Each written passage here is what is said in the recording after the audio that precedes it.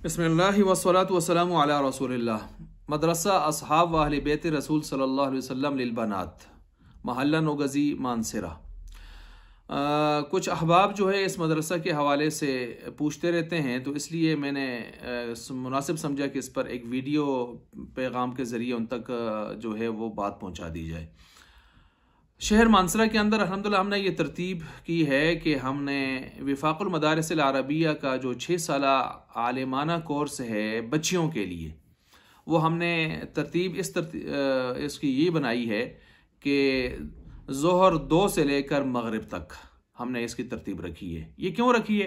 ताकि वो बच्चियां जो 9-10 में पढ़ती हैं या कॉलेजेस के अंदर यूनिवर्सिटीज़ में पढ़ती हैं, या अपने वो बच्चियां ख़वातीन जो अपनी सर्विसेज करती हैं, अपने दीगर कामों में मसरूफ़ होती हैं, बेशक वो अपना काम करते रहें पहले टाइम पर, और 2 बजे से हमारे यहाँ मदरसा में यहाँ पर हाज़िरी फरमाएँ।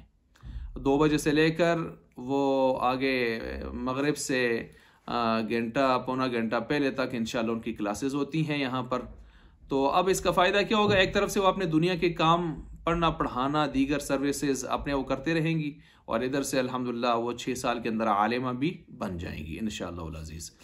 अब ये विफाकुल मदारिस का 6 साल आलिमा कोर्स है जो MA अरबी MA इस्लामियात के बराबर है दुनियावी लेवल के एतबार से। ठीक है, डबल MA है, MA अरबी MA इस्लामियात, इस बात को ज़हन में रखें।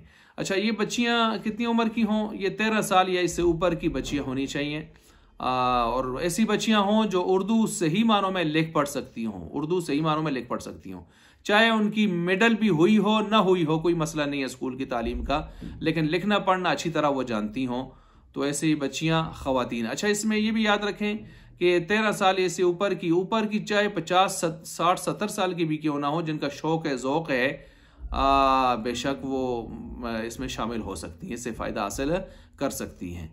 तो ये तमाम अहले इस्लाम के लिए, खुसूसन शहर मानसरा वालों के लिए जो करीब के गिरदनवा के हैं, उनके लिए एक सुनहरी मौका है। इससे ज़रूर फ़ायदा उठाएं और अपनी बच्चियों को जो अपने दीगर तालीम के साथ साथ इसमें ज़रूर इस्तिफ़ादा करवाएं। इंशाअल्लाह आपको, आपकी बच्चियों को, अपनी औलाद को, नस्ल को, इंशाअल्लाह मुआशरे को, इंशाअल्लाह मुल्क को फ़ायदा होगा इससे।